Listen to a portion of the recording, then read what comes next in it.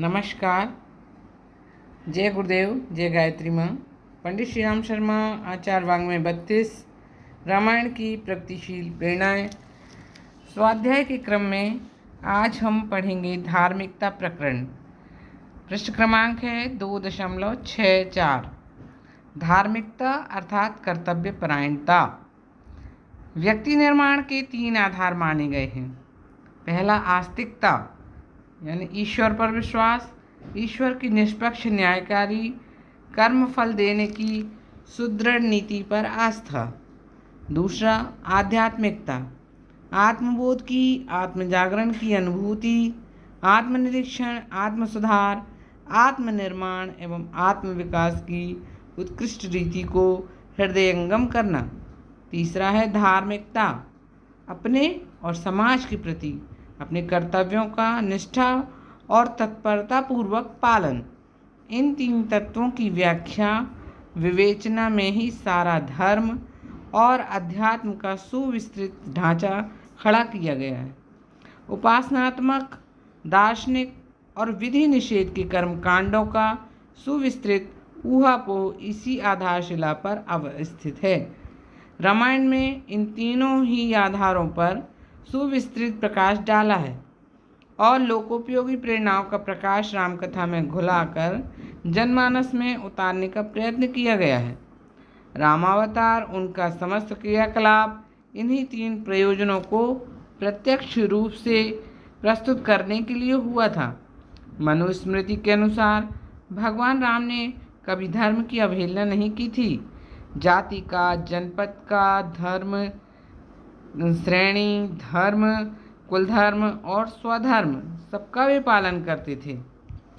जाति जार पदान धर्मान श्रेणी धर्माश्च धर्मावत समीक्ष्य कुलधर्माश्च स्वधर्मं प्रतिपादित।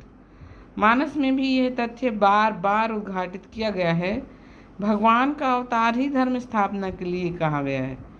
जब जब हो ही धर्म की हानि, बाढ़े असुर अधम अभिमानी, तब तब प्रभुधर विविध शरीरा, हरहि कृपा निधि सज्जन पीरा। असुर मार थापहि सुरहि, राखहि निज श्रुति से, जग विस्तारहि विशद यश, राम जन्म कर हेतु। श्रुति सेतु का अर्थ शाश्वत धर्म मर्यादा है तथा यश विस्तार का अर्थ है इसी के लिए लोगों को प्रेरित और उत्साहित करना।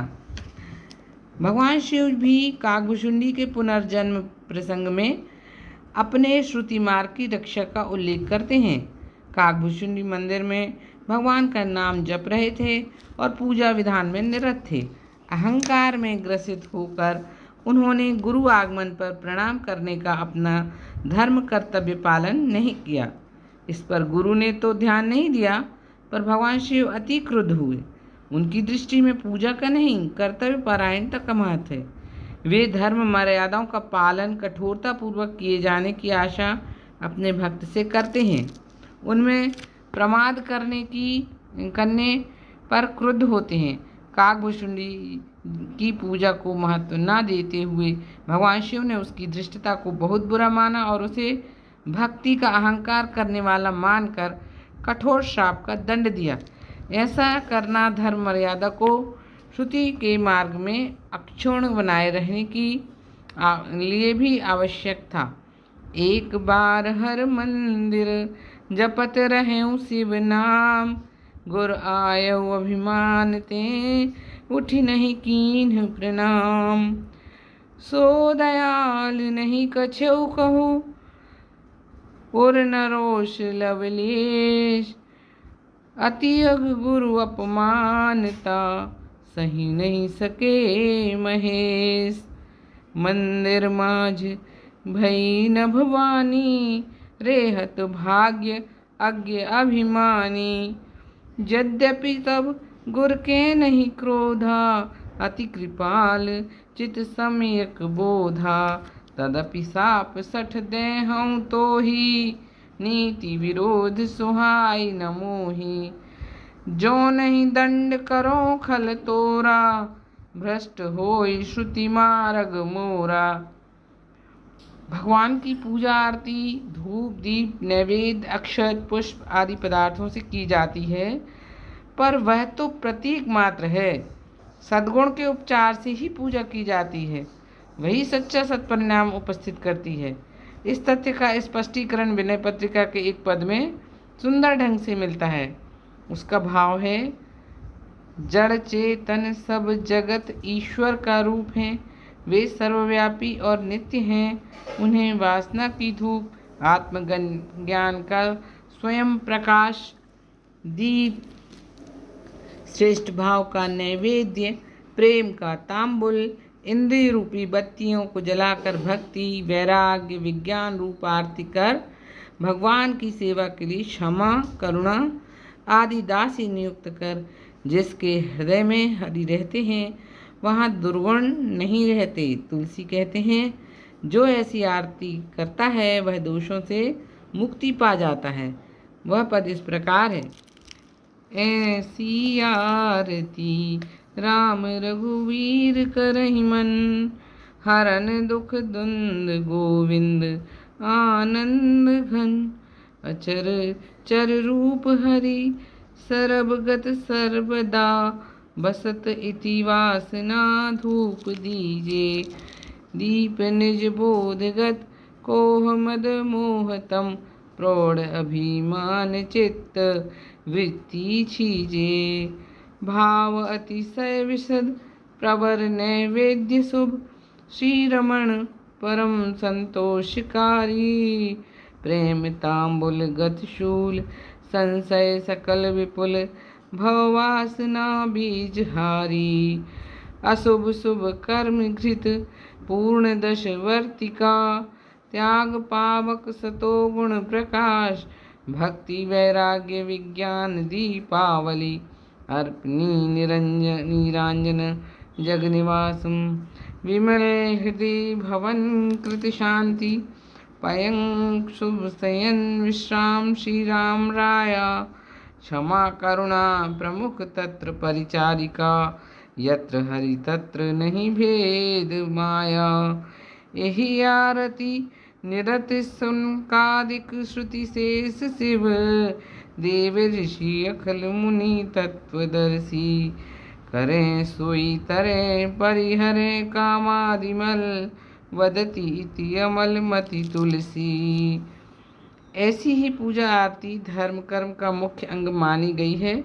अगले पद में ऐसी ही आरती को पुण्य बतलाते हुए कहा गया है, हरति सब आरती आरती राम की, दहन दुख दोष निर्मूलनी काम की, सुरभ सौरभ धूप दीपावर मालिका, उड़त अग विहंग सुनिताल करतालिका, भक्ति हृदय भवन ज्ञान तमहारिणी, विमल विज्ञानमय तेज विस्तारिणी, मोद मद को कली कंज हिम जामनी, मुक्ति की दूतिका देह दुति दामनी, प्रणत जन कुमुदवन इंदु कर जालिका, तुलसी अभिमान महिषेष बहुकालिका। आरती का मर्म न समझकर यदि हम केवल बत्ती जलाकर यह सब उपलब्धियां चाहें तो यह हमारा अविवेक ही कहा जाएगा।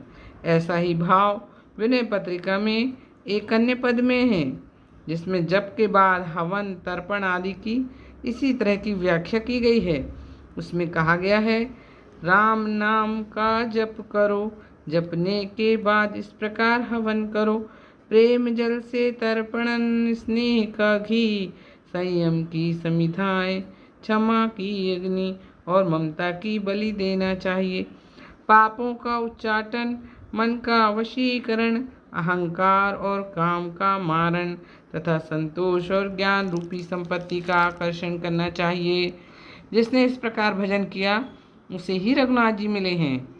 प्रेम वारी तर्पण भलो, घृत सहज स्नेहु, संयम समधि अग्नि, क्षमा ममता बलि देहु, अग उच्चाटी मन बसे करे, मार मद मारे आकर्षे सुख संपदा संतोष विचार।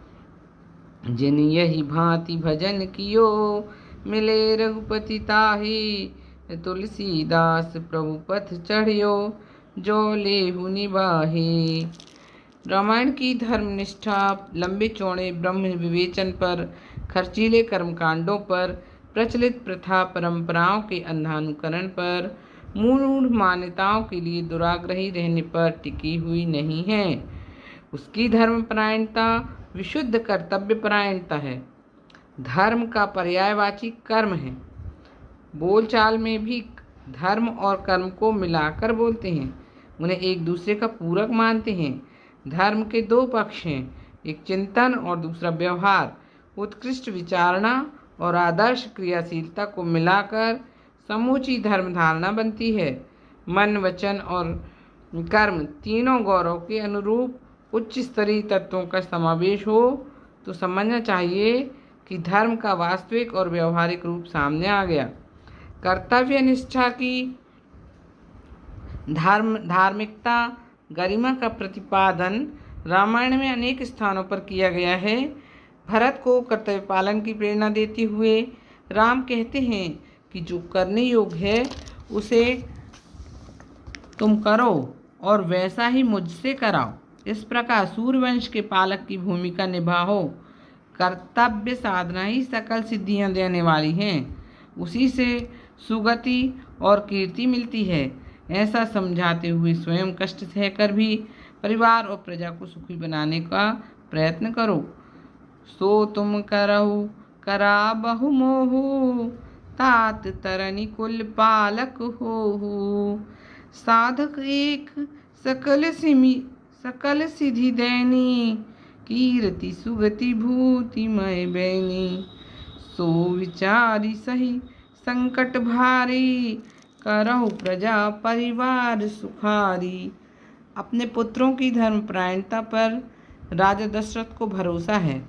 राम वनगमन के दुख से व्याकुलता में भी उन्हें राम का स्वभाव स्मरण है। सुमंत को वे समझाते हैं कि दोनों भाइयों को वन दिखाकर लौटा लाना, किंतु वे मानेंगे इसमें संदेह है। अतः वे विकल्प भी बताते हैं। जो नहीं फिरहि धीर दो भाई, सत्य संध दृढ़ व्रत रघुराई। तो तुम विनय करहु कर जोरी, फेरई प्रभु मिथिलेश किशोरी। वनगमन के समय श्री राम सुमंत को समझाते हुए धर्मनिष्ठ कर्तव्य का बोध कराते हैं। मंत्र ही राम उठाई प्रबोधा, तात धर्म मत तुम सब स्तोधा। शिविधि दीछि हरिचंद नरेसा, सहे धर्म हित कोटि कलेसा।